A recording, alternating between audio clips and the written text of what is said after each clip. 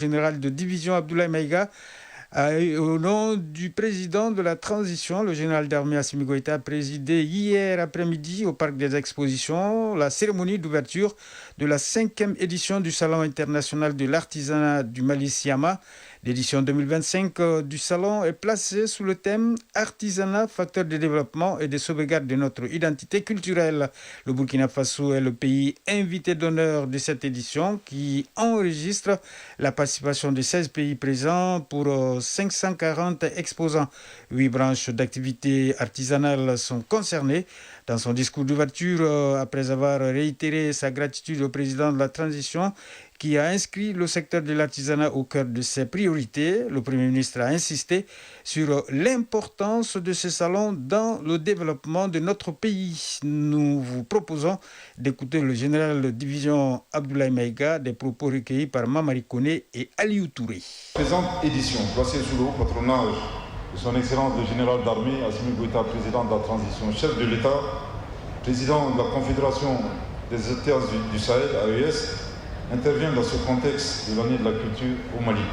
Ainsi, le thème « Artisanat, facteur de développement et de sauvegarde de notre identité culturelle » fin de citation, est évocateur et les ateliers thématiques permettront aux participants de mieux centrer les débats sur la culture et l'artisanat au regard des sous-thèmes y afférents. Pour rappel, l'artisanat joue un rôle important dans la vie socio-économique et culturelle de notre pays. Il contribue à hauteur de 24,2% du produit intérieur brut et emploie plus de 40% de la population active. Il contribue à asseoir la paix, la cohésion sociale et le développement durable dans nos communautés. Mesdames et messieurs, le Salon international de l'artisanat du Mali se veut un espace de promotion du consommé local et un cadre d'échange, de promotion et de compétitivité pour les artisans du Mali, de l'espace AES, de l'Afrique et du reste du monde. Ces objectifs sont entre autres stimuler la créativité et l'innovation chez les artisans, promouvoir l'émergence des jeunes talents, susciter et encourager la consommation locale des produits artisanaux, valoriser les savoir-faire locaux, susciter l'attrait des produits artisanaux pour le tourisme et enfin revaloriser notre identité culturelle. À l'instar du Salon international de l'artisanat de Ouagadougou, Burkina Faso et du Salon international de l'artisanat pour la femme au Niger, le Siama s'inscrit dans la dynamique de la stratégie commune de développement de l'artisanat au sein de la Confédération des États du Sahel, validée par les ministres des 3 pays en février 2025 à la faveur de la semaine de la fraternité de la Confédération des États du Sahel, à Ségou, en vue de renforcer la coopération entre les artisans de notre espace commun.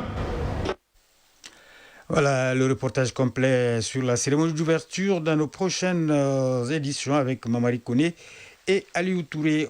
On reste avec le chef du gouvernement, le général de division Abdoulaye Maïga, qui a présidé hier au CICB, au nom du chef de l'État, la cérémonie d'ouverture de la journée d'information et d'échange de la Direction générale du contentieux de l'État, DGCE.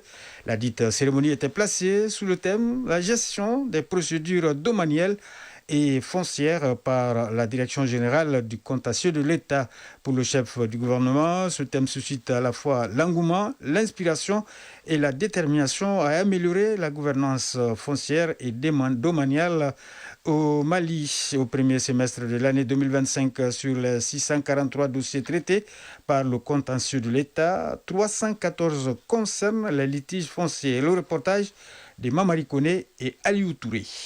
La question du foncier occupe depuis plusieurs décennies une place importante dans la vie économique, sociale et politique de notre pays. Elle touche à la sécurité, à la dignité et à la stabilité. Pour cette 3e édition de sa journée d'échange, la Direction générale du contentieux de l'État a placé la réflexion autour du thème « La gestion des procédures domaniales et foncières par la Direction générale du contentieux de l'État ». Badou Amei Traoré, directeur général du contentieux de l'État. Le thème choisi cette année est en lien avec une préoccupation nationale, la question foncière. Cette question préoccupe toutes les couches de notre société, paysans, pêcheurs, pasteurs, ruraux, citadins, administration publique, collectivités territoriales décentralisées, acteurs de la justice. Elle constitue aussi l'écrasante majorité des dossiers traités et suivis par la DGCE. Pour le premier semestre de l'année 2025, 643 dossiers ont été traités et suivis par la DGCE, sur lesquels 314 concernent les litiges fonciers, soit 48,80% des dossiers traités au cours de la même période, d'où l'intérêt pour nous d'organiser la réflexion autour de cette problématique, à savoir les procédures judiciaires liées au foncier.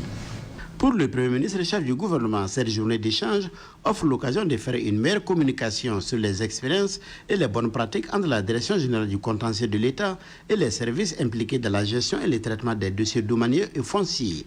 Général de division Abdoulaye Maïga, Premier ministre, ministre de l'administration territoriale et de la décentralisation. Le foncier constitue l'une des sources de conflits entre nos concitoyens.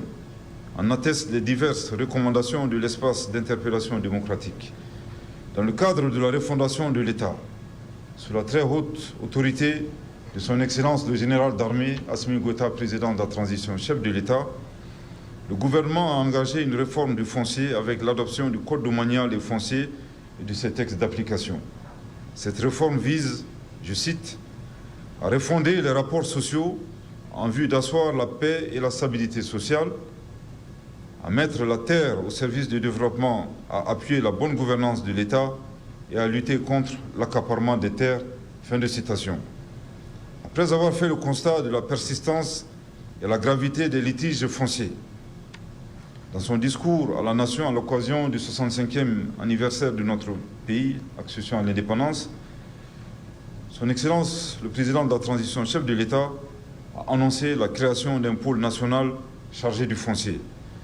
La gestion des procédures domaniales et foncières n'est pas seulement un acte administratif, c'est un acte de souveraineté.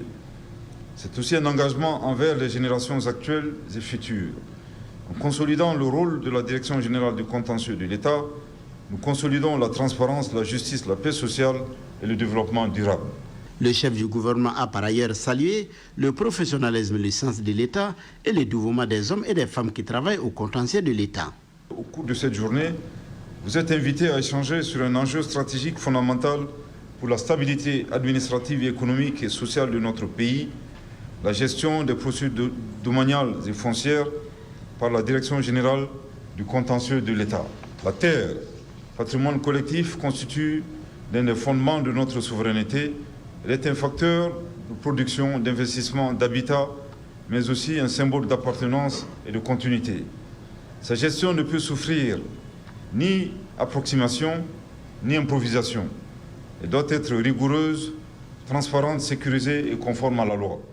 Les participants à cette journée suivront une communication sur la gestion des procédures domaniales et foncières par la Direction générale du contentieux de l'État. Sur un autre plan, le gouvernement et les opérateurs pétroliers du Mali ont salué l'amélioration de l'approvisionnement en carburant, fruit du protocole d'accord signé entre les parties et qui réduit à 24 heures le délai de dédouanement des camions-citernes.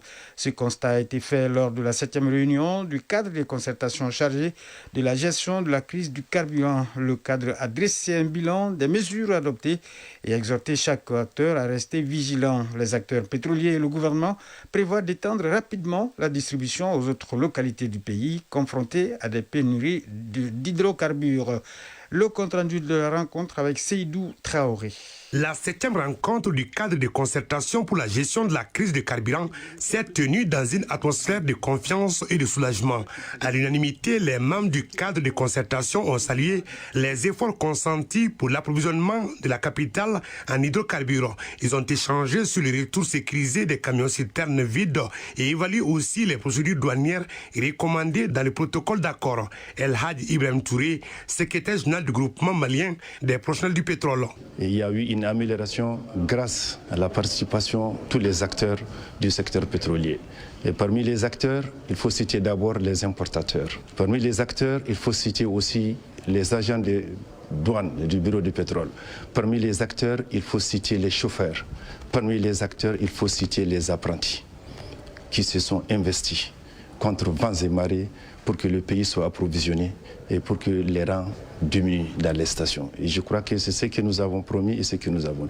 Moussa Alassane Diallo, ministre de l'Industrie et du Commerce. Il a été reconnu que les mesures que nous avons eu à prendre et l'objectif qu'on s'était fixé de casser les files d'attente dans les stations d'essence, à l'échéance d'une semaine, a pu être respecté. Aujourd'hui, beaucoup d'améliorations dans les files d'attente au niveau des stations. Au nom du président de la transition, chef de l'État, le général d'armée Assimi Goïta, je voudrais présenter les très sincères remerciements et la profonde gratitude du gouvernement aux deux groupements professionnels pour leur appui, leur accompagnement et surtout leur grande compréhension pour la mise en œuvre de ce protocole-là. Le ministre en charge du commerce et les pétroliers reste engagé à maintenir la cadence afin de ravitailler comme Bamako dans un bref délai les régions de San, Koutiala, Mopti, Djouila, Koulikro, Nara et Nioro du Sahel. On a pu avoir aussi un engagement avec nos partenaires, les importateurs, pour que d'ici mardi, des dispositions puissent être prises pour assurer l'approvisionnement de ces régions critiques. Parce que nous avons un raisonnement global pour l'ensemble du pays. Le retour à la normale à Bamako doit se traduire aussi par le retour à la normale dans les autres régions. Les parties ont également examiné les cas de détournement de camions citernes vers d'autres destinations, sans oublier la fourniture en carburant des zones frontalières du pays. Cette opportunité a permis au ministre de l'Industrie et du Commerce d'encourager les acteurs du secteur pétrolier à renforcer la sensibilisation auprès de leurs membres. Un nouveau projet de fourniture d'énergie vient d'être lancé au Mali. Le programme africain des mini-réseaux est un projet de fourniture de mini-réseaux. Il est financé à plus d'1 milliard de francs CFA par le Fonds pour l'environnement mondial et le programme des Nations Unies pour le développement PNUD. Le programme africain des mini-réseaux sera exécuté pendant 4 ans par l'Agence des énergies renouvelables et bioénergie. Il couvre les zones de la Grande Muraille Verte. La cérémonie de lancement était présidée par le ministre de l'Énergie et de l'Eau, accompagné de son collègue en charge de l'environnement, Ba Traoré. En dépit des efforts du gouvernement, beaucoup de zones sont encore desservies en électricité. Le Mali doit tirer profit de ses grandes potentialités solaires pour répondre à cette problématique. Le programme africain des mini-réseaux qui vient d'être lancé constitue une réponse à la problématique. C'est un vaste projet de 1752 nouveaux raccordements au mini-réseau au bénéfice de 8665 personnes, dont 50% des femmes. Il est financé à plus d'1 milliard de francs CFA par le Fonds pour l'environnement mondial et le Programme des Nations Unies pour le développement PNUD. Roland Seri, représentant et résident adjoint du PNUD. Ce projet va contribuer significativement à réaliser l'ambition du gouvernement malien qui est celle d'accélérer l'accès universel à une énergie propre, fiable et abordable, tout en contribuant à la lutte contre le changement climatique et à la transformation socio-économique des communautés rurales. Rentable à la fois pour le secteur de l'environnement et celui de l'énergie, le projet africain des mini-réseaux constitue un levier pour booster l'économie des zones de couverture du projet. Doumbia Mariam Tangara, ministre de l'Environnement, de l'Assainissement et du Développement durable. Les objectifs du présent projet visant à soutenir l'initiative de la Grande Muraille Verte cadrent parfaitement avec la CDN Mali et les orientations des documents stratégiques de la Grande Muraille Verte à travers la mise en échelle des fermes agricoles communautaires intégrées, communément appelées FACI, la promotion des énergies renouvelables pour améliorer la productivité et la production des systèmes agro-silvo-pastoraux, optimiser la chaîne de valeur, contribuer à la réduction des émissions de gaz à effet de serre en vue d'améliorer les moyens de subsistance des populations locales et la restauration des écosystèmes.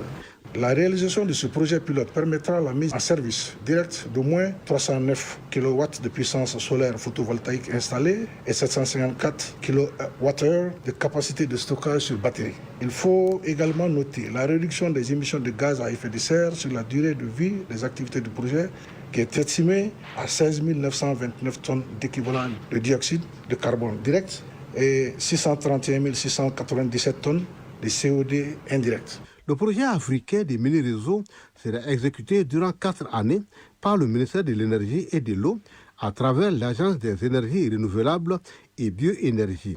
La zone de la Grande Muraille Verte est son champ d'application. Le projet d'extension, de modernisation et de transformation des CCRF de Bamako en hôpitaux de district est en phase d'exécution. La chef du département de la santé a donné hier après-midi le coup d'envoi de la démolition des bâtiments du CCRF de la commune 4. La cérémonie de lancement des travaux de la démolition avec Koumba Sissé. Avec les commandes de la grue à la main, Le colonel-major Assaba Diallo Touré, ministre de la Santé et du Développement social, a donné le coup d'envoi de la démolition des bâtiments du CCRF de la commune 4 du district de Bamako. Il s'agit de la toute première étape du processus de réalisation d'une nouvelle infrastructure au sein de l'établissement. Une véritable révolution en matière de santé qui sera élargie à d'autres structures ici à Bamako comme à l'intérieur du pays. Colonel-major Assaba Diallo Touré, ministre de la Santé et du Développement social. Aujourd'hui, c'est une étape décisive. Après la pose de la première pierre par le président de la transition, son Excellence le général d'armée Assimi Goïta, il y a des bâtiments qui doivent être démolis. Et aujourd'hui, on a commencé cette démolition. Aujourd'hui, c'est la commune 4. Après, il y a la commune 6. Toutes les communes, il y a des endroits qui doivent être démolis pour qu'on puisse avancer. Juste pour dire que c'est un projet que nous suivons de près, projet présidentiel, et nous suivons les instructions de son Excellence pour que les Maliens puissent avoir au plus tôt des infrastructures de qualité. Selon le premier responsable de la dite structure, des dispositions ont été prises pour garantir la continuité du service. Abdoulaye Razak Diko, médecin-chef de l'hôpital du district de la commune 4. Il y a des conteneurs qui sont installés et nous avons délocalisé presque toutes les unités, n'est-ce pas, dont l'emprise doit servir d'infrastructure. Et ils sont bien installés depuis une semaine et les services continuent. Aucun service n'est interrompu à la date d'aujourd'hui. Cette démolition est consécutive au lancement du projet présidentiel d'urgence hospitalière en commune 1 du district de Bamako. Un vaste programme qui a pour but de moderniser et d'étendre le système de santé au Mali.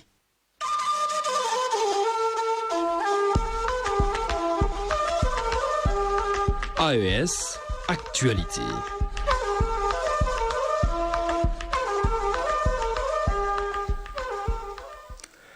Au prochain sommet des chefs d'État de l'AES à Bamako, la radio de la Confédération de l'Alliance des États du Sahel sera mise en marche. Dande Liptako, ou la voix du Liptako en Fulfulde, c'est le nom de cette radio, un outil de communication. Les pays de l'AES se dotent d'un outil stratégique dans le volet communication avec Dande Liptako, la voix du Liptako. Pegedwende Gilbert Ouedraogo, ministre en charge de la communication. Nous voulons désormais être maîtres de notre narratif. Nous voulons désormais engager toutes nos populations dans une lutte farouche contre la désinformation. Donc aujourd'hui, en mettant en place les médias de l'AES, en commençant donc par cette radio, Dande Liptako, nous avons fait l'option nous-mêmes de traiter l'information, de diffuser l'information vraie, l'information saine en destination de nos populations. Plusieurs étapes restent à franchir avant l'opérationnalisation de la radio. Nous allons lancer le concours pour la création et la conception du logotype de la radio, la charte graphique. Nous allons ensuite signer des conventions complémentaires, notamment avec le Conseil supérieur de la communication et ensuite avec la Société burkinabé de télédiffusion, ce qui nous permettra d'aller sereinement vers la production de contenu. Toutes les dispositions sont également prises afin que le peuple de l'AES et ses amis aient la bonne information. Pegedwende Gilbert Ouedraogo, ministre en charge de la communication. Nous avons également prévu de mettre en place des applications et des plateformes numériques qui permettront à nos populations, partout où elles se trouveront, sur l'ensemble de l'espace AES et même en dehors, puisque nous avons nos compatriotes qui sont à l'étranger. Nous avons également des pays amis qui croient et qui soutiennent les pays de l'AES. Donc nous allons faire en sorte que l'information vraie, les contenus sur notre espace puissent être connus, puissent être partagés, puissent être entendus. La mise en onde de Dande Liptako, la voix du Liptako, interviendra au prochain sommet des 3 chefs d'État de l'AES à Bamako. À Niamey, la session du cadre de concertation sur la décentralisation a été officiellement lancée hier. En relançant ce cadre de concertation, les autorités nigériennes veulent ouvrir un nouveau chapitre, celui de la décentralisation harmonisée, souveraine, mieux financée et articulée autour d'une vision stratégique commune. Le ministre d'État, ministre de l'Intérieur, de la Sécurité publique et de l'administration du territoire, le général de division Mohamed Toumba, a présidé la cérémonie en présence de nombreux cadres civils et militaires. Les détails avec Sylvie Dediche. 3 points cruciaux sont inscrits à l'ordre du jour de cette réunion du cadre de concertation sur la décentralisation, à savoir état des lieux des réformes en cours, transfert des compétences et des ressources de l'État aux collectivités territoriales et intervention des partenaires techniques et financiers. C'est le ministre d'État, ministre de l'Intérieur, de la Sécurité publique et de l'administration du territoire, le général de division Mohamed Toumba, qui a présidé la cérémonie d'ouverture des travaux de la session annuelle 2025 du cadre de concertation sur la décentralisation. Après quelques années de léthargie, la présente rencontre marque la relance des activités du cadre de concertation sur la décentralisation. Un mécanisme stratégique, le socle opérationnel de la coordination, de la cohérence et de la synergie des interventions dans le domaine de la décentralisation. C'est ensemble, dans la confiance et la transparence, que nous donnerons à nos collectivités les moyens d'être les véritables moteurs du développement local. Cette réunion a regroupé, entre autres, des présidents des institutions de la République, des conseillers du Conseil consultatif de la refondation et des représentants des organisations internationales. L'ambassadeur du Mali au Nigeria, non moins président en exercice du cadre de consultation des chefs de mission diplomatique des États de la Confédération AES à Abuja, Cheikh Oumar Coulibaly a présidé la 7e réunion ordinaire du dit cadre. La dite rencontre, tenue à la chancellerie du Burkina Faso à Abuja, a permis aux diplomates assistés de leurs collaborateurs de passer en revue plusieurs sujets relatifs à la vie de la Confédération AES. Le compte-rendu de Amadou Sankari. Au cours de cette 7e réunion ordinaire du cadre, les chefs de mission diplomatiques des États de la Confédération AES à Abuja, entourés pour la circonstance de leurs collaborateurs, ont fait un tour d'horizon des activités majeures récentes tant au niveau de la Confédération que dans l'espace CEDEAO. S'agissant de la Confédération, le cadre a évoqué la rencontre stratégique des présidents des parlements de la Confédération tenue à Ouagadougou les 18 et 19 septembre dernier. Une rencontre qui visait à examiner les avant-projets de textes relatifs aux sessions confédérales des parlements.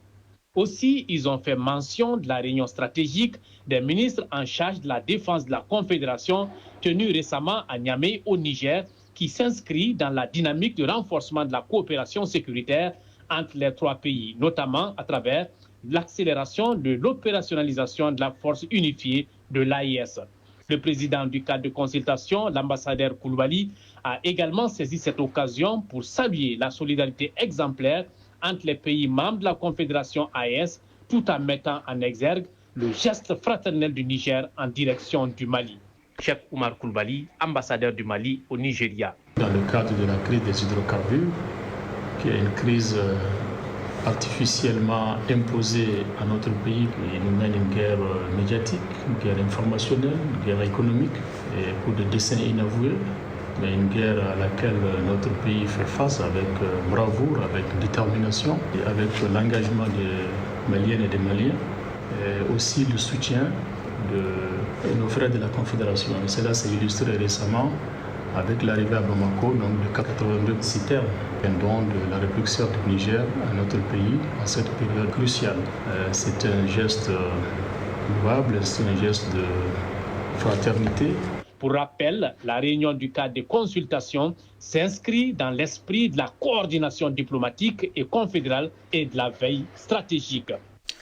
Un mot de l'actualité africaine avant de passer au sport. En Guinée-Bissau, le général Hortan Tam a prêté serment hier à Bissau comme président de la transition. Il dirigera le pays pendant 1 an, d'après une déclaration de l'armée au cours d'une conférence de presse. Le général Hortan Tam s'est proclamé président à la suite du renversement mercredi soir du régime du président Umaru Sissoko Embalo.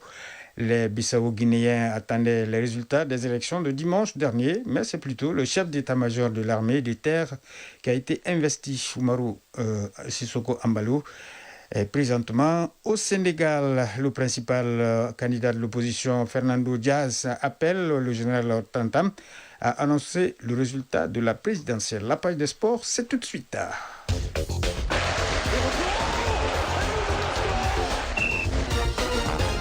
Football, le Portugal a remporté sa première Coupe du Monde des moins de 17 ans de la FIFA. À Doha, les Portugais ont battu l'Autriche par le minimum 1-0.